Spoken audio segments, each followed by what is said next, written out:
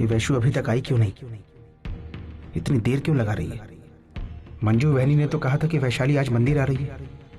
पिछले 3 घंटों से मैं पागलों की तरह काम धंधा छोड़कर उसका इंतजार कर रहा हूं। बाबा, अब हम जा सकते हैं क्या? मुझे नहीं लगता हम जिसका इंतजार कर रहे हैं वो आ जाएगी। तुम्हें ये सब सोचने की जरूरत नहीं है। तुम्हें जितना कहा गया उतना करो। और मैं तुम्हें फ्री में लेकर नहीं आया हूँ, पैसे दे रहा हूँ तुम्हें। इतने पैसे जितने तुम भीख मांगकर कभी नहीं कमा पाओगे, समझे? चलो बैठो इधर। ठीक है बाबा।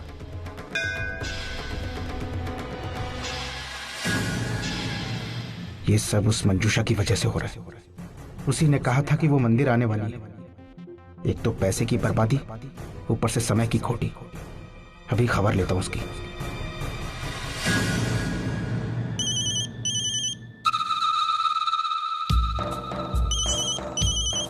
धर्मेश,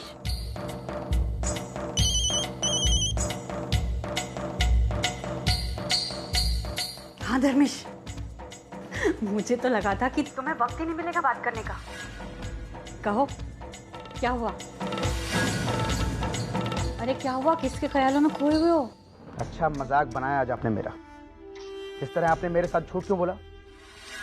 ये मत भूलिए, आपकी जिंदगी की कुछ चाबियां अब भी मेरे पास हैं। एक बार घुमा दी ना तो। धर्मेश, ये तुम क्या कह रहे हो? आपने मुझसे कहा था वैशाली यह मंदिर में आएगी। मैं पागलों की तरह 3 घंटे से उसका इंतजार कर रहा हूँ, अभी तक नहीं आई। क्या? तुम अब तक उसका इंतजार कर रहे हो? लेकिन वैशाली तो यहाँ 2 घंटे पहले ही पहुंच चुकी है। मुझे तो लगा था कि तुम्हारी और वैशाली की मुलाकात हो गई होगी। आप भी कमाल करती हैं। वैशु वहाँ घर पर है और आपने एक बार भी मुझे खबर करना जरूरी नहीं समझा? एक काम ढंग से नहीं कर सकती आप। आपको पता है आपकी बेवकूफी की वजह से कितना नुकसान हुआ है मेरा? धर्मेश देखो, मैं नहीं चाहती थी कि तुम्हारा कोई नुकसान हो। अरे मेरा विश्वास करो, मैंने तो यहाँ घर में यही सुना था कि वैशाली ने कहा था कि वो मंदिर जा रही है। तो फिर तुम्हारी उससे मुलाकात कैसे नहीं हुई? अब यही सोचते रहिए आप। आपको आखिरी मौका दे रहा हूँ। आगे से जब खबर पक्की हो तभी मुझे फोन करना। धर्मेश, फोन रख दिया? अरे अगर वैशु मंदिर नहीं गई थी तो फिर कहाँ गई थी वो?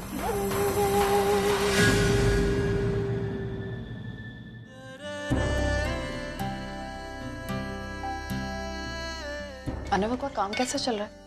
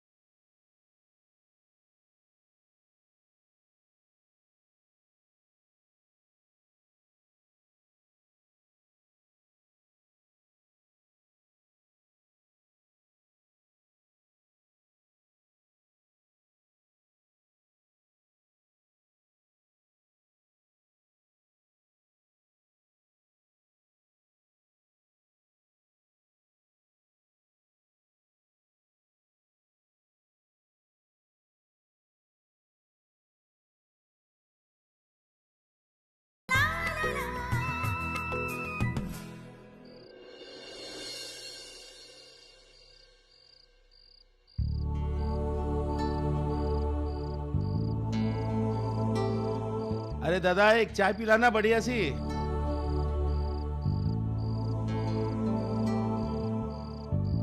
अरे शेखर क्या बात है, आज देर कर दिया आते आते? मेरी इस खास दवा के लिए देर हो गई। खैर तुम अपनी सुनाओ, क्या हाल है? क्या कहूं शेखर, बस ठीक ही है। क्या बात है मनोहर, आज इतने उदास क्यों हो? कैसे बताऊं यार, तुझे तो पता है मैंने बेटियों की शादी के लिए बैंक से लोन उठाया था। हाँ हाँ। तो बैंक वालों का एक नोटिस आ गया है, पैसे भरने के लिए कहा है, वरना वो मेरे घर पर कार्रवाई कर देंगे। ओहो। बहुत कोशिश की शेखर मैंने पैसे जुटाने की, लेकिन इकट्ठा नहीं कर पाया। बस इसी की वजह से मैं बहुत टेंशन में हूं। तू एक काम करते हैं, तू इसका एक घूंट पी ले, जैसे ही हलक में उतरेगी सारे टेंशन गायब। अगर ऐसा होता तो सारे लोग इसके साथ सारी परेशानियां पी जाते हैं और फिर दुनिया में कोई टेंशन ही नहीं रहती। अरे एक बार पी के तो देख, सारे दुख दर्दों की दवा है ये। नहीं शेखर, ये दवा नहीं है, ये जहर है, जहर। ये धीरे धीरे इंसान को अंदर से खोखला कर देती है, दवा नहीं हो सकती।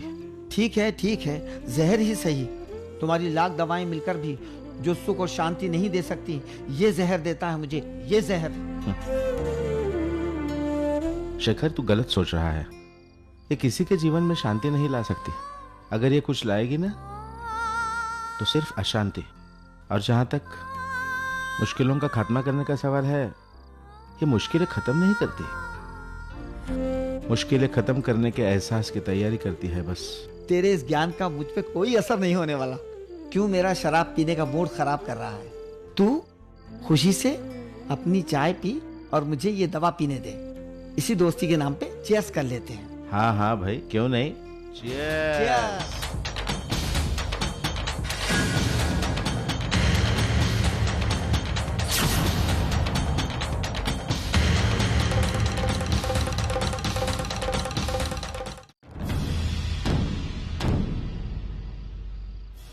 बाबा,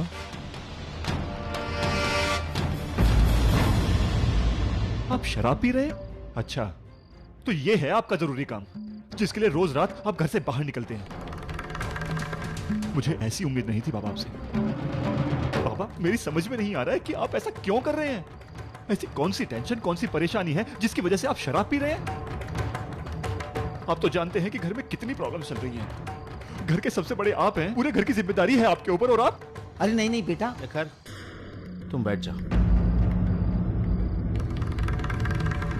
किसी को कोई सफाई देने की कोई जरूरत नहीं है। इसे जो कुछ सोचना है सोचने दो। आज तक मैं सिर्फ दूसरों के लिए जीता आया हूं, अब की बार मैं खुद के लिए जीऊंगा। हाँ, ये मेरी जिंदगी है, इसे कैसे जीना है ये मैं तय करूंगा खुद। और एक बात, मैंने कभी तुम्हारी जिंदगी में दखल नहीं दी है, तो प्लीज तुम भी मेरी जिंदगी में दखल मत देना।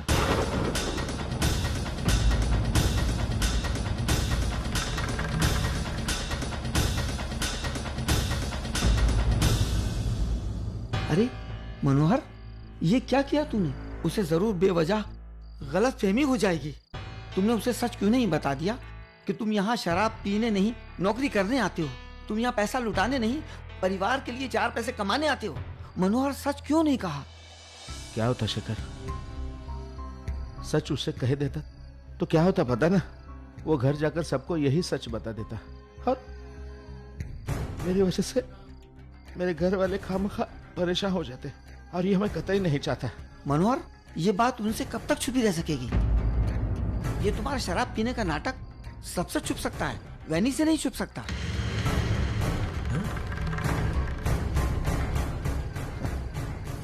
चिंता मत कर, इसका भी इलाज है मेरे पास।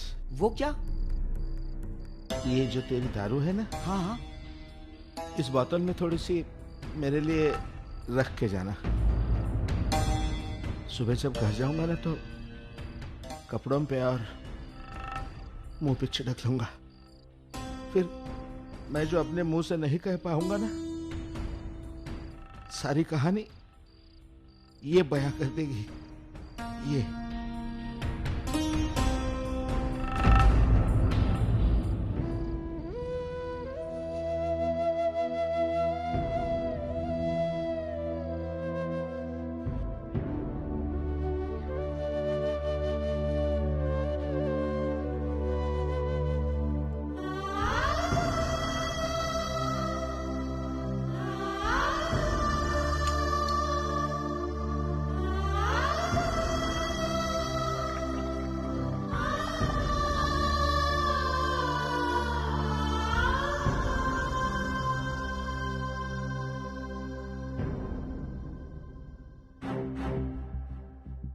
हे भगवान, फिर से दर्द। क्या करूं? मानव को उठाऊं? नहीं, मैं उन्हें नहीं बता सकती। मुझे ये दर्द कैसे भी करके बर्दाश्त करना होगा, वरना मानव जाग जाएंगे और मुझे हॉस्पिटल ले जाएंगे और फिर उन्हें सब कुछ पता चल जाएगा। क्या करूं?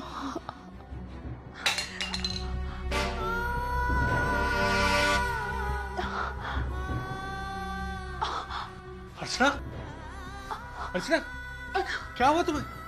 मानव, कुछ मानव, बस कोई खास दर्द नहीं, ठीक हो जाएगा, आप सो जाए। अर्चना, तुम ठीक?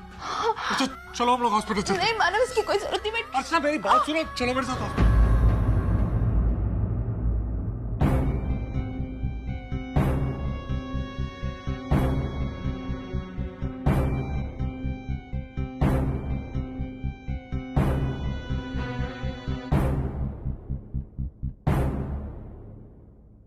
डॉक्टर, ये क्या हो रहा है अर्चना को? एकदम से ये दर्द हो गया। लापरवाही आप लोग करते हैं और उसके बाद डॉक्टर से पूछते हैं अचानक ये क्या हो गया। लापरवाही? और नहीं तो क्या। मैंने एक एक चीज क्लियर की थी, क्या करना है और क्या नहीं करना है, लेकिन आप लोग सुन के भी नहीं सुनना चाहते हैं, तो मैं कुछ नहीं कर सकती। डॉक्टर, आप क्या करें? मुझे कुछ समझ में नहीं आ रहा, मुझे किसी ने कुछ नहीं बताया। देखिए मिस्टर मानव, आज जब ये चेकअप के लिए आई थी तो मैंने इन्हें बताया था कि ये अपना ख्याल खुद रखें, कि इतनी कमज़ोर हो चुकी हैं और विटामिन की इनके शरीर में इतनी कमी है कि कभी भी कुछ भी हो सकता है। साथ साथ मैंने इनको तुरंत ही विटामिन लेने के लिए बोला और एक डाइट प्लान भी बताया। साथ साथ मैंने वार्न किया कि अगर वो मेरी बात नहीं मानेंगी तो प्रेगनेंसी में प्रॉब्लम खड़ी हो सकती है। अगर इन्होंने मेरी बात नहीं मानी तो मैं क्या, कोई भी डॉक्टर कुछ भी नहीं कर सकती है। और मिस्टर मानव, ये तो अभी शुरुआत है, अगर इन्होंने ध्यान नहीं दिया तो और भी ज़्यादा कॉम्प्लिकेशंस हो सकते हैं। अगर आप इस प्रॉब्लम से बचना चाहते हैं तो जो मैंने दवाइयाँ और डाइट बताया है वो प्लीज़ शुरू करवा दीजिए, वरना मैं कुछ नहीं कर सकूंगी। आप बैठे, मैं कुछ दवाइयाँ देती हूँ।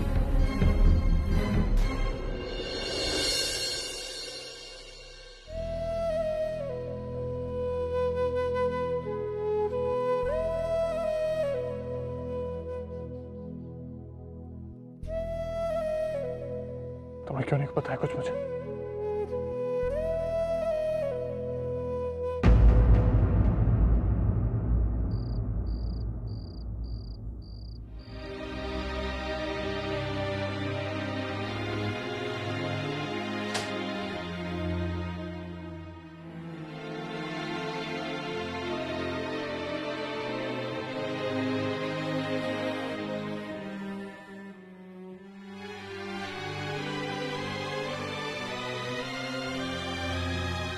मानव, मेरी बात तो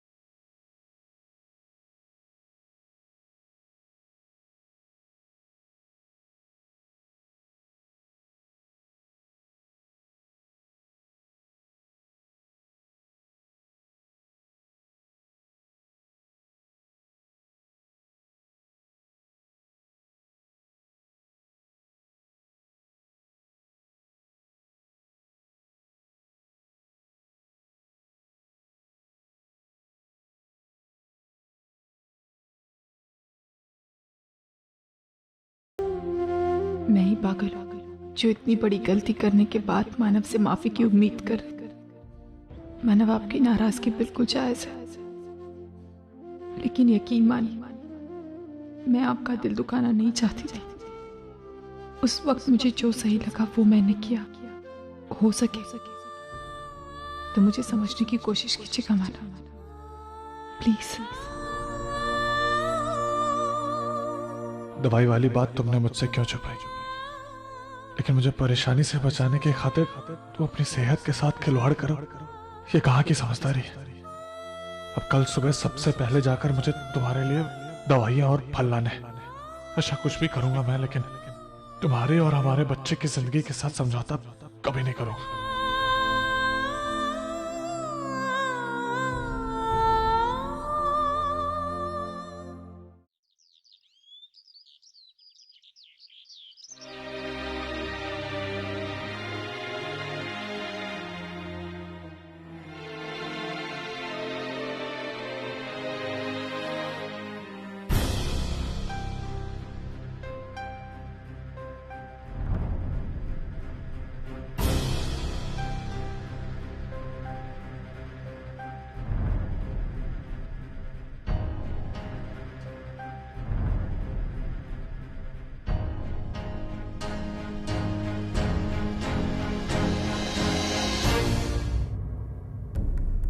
आहो, कहाँ थे आप रात भर? सुलोचना, ये तुम मुझसे क्यों पूछ रही हो? क्या तुम्हारे लाडले बेटे ने तुमसे कुछ कहा नहीं है? मैं आपके मुंह से सुनना चाहती हूँ। मेरे मुंह से क्यों सुनना चाहती हो तुम? तुम्हारे बेटे ने जो कहा वो सही होगा।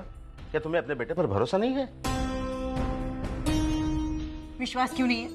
मुझे पूरा भरोसा है अपने बेटे पर, लेकिन इतने साल मैंने आपके साथ गृहस्थी बिताई और मुझे यकीन नहीं हो रहा है कि इंसान को पहचानने में मैंने इतनी बड़ी गलती। शी, कैसी बदबू आ रही है। इसका मतलब आप वाकई में शराब पीकर आए हैं? हाँ,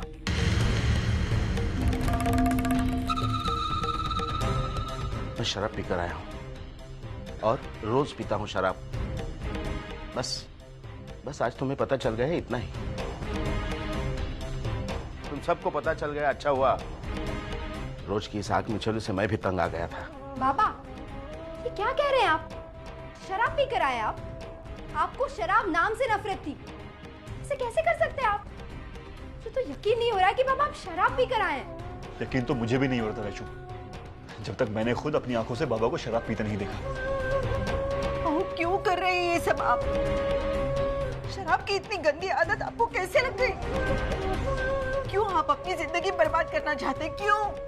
मैं अपनी जिंदगी बर्बाद वगैरह कुछ नहीं कर रहा हूँ, बस अपनी मर्जी के मुताबिक अपनी जिंदगी जी रहा हूँ। मुझे नहीं लगता कि आप में से किसी को इस बारे में एतराज होना चाहिए। मेरे बारे में फिक्र करने की जरूरत नहीं है। अगर तुम्हें सचमुच फिक्र हो रही है ना, तो प्लीज, मुझे मेरी जिंदगी की फिक्र है, लेकिन उसके साथ साथ वो जिंदगी किस तरह से जीनी है ये तय करने का पूरा पूरा हक भी है मुझे।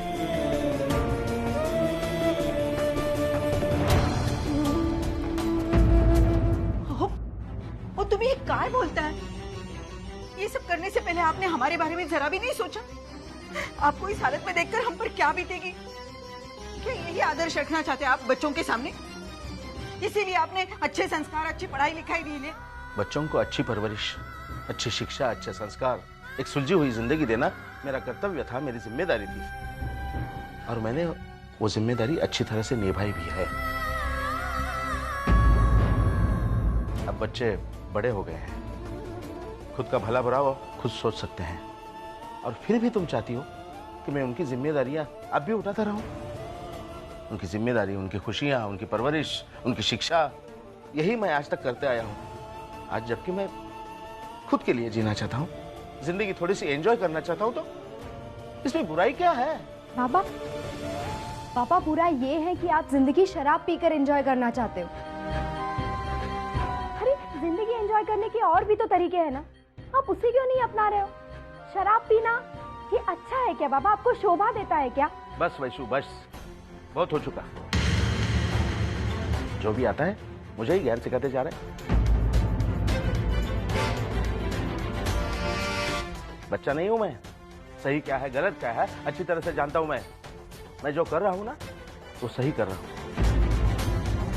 रही बात शराब की, तो वो मैं अपने पैसों से पीता हूं और जब तक मेरा मन करेगा मैं पीता रहूंगा। जिस किसी को इससे प्रॉब्लम है वो ये घर छोड़कर जा सकता है।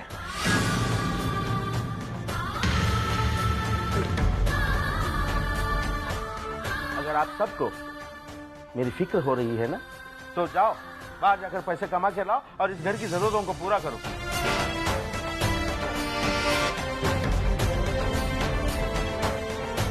थक चुका हूं मैं। हाँ, सबकी जिम्मेदारियां उठाते उठाते बहुत थक चुका हूं मैं।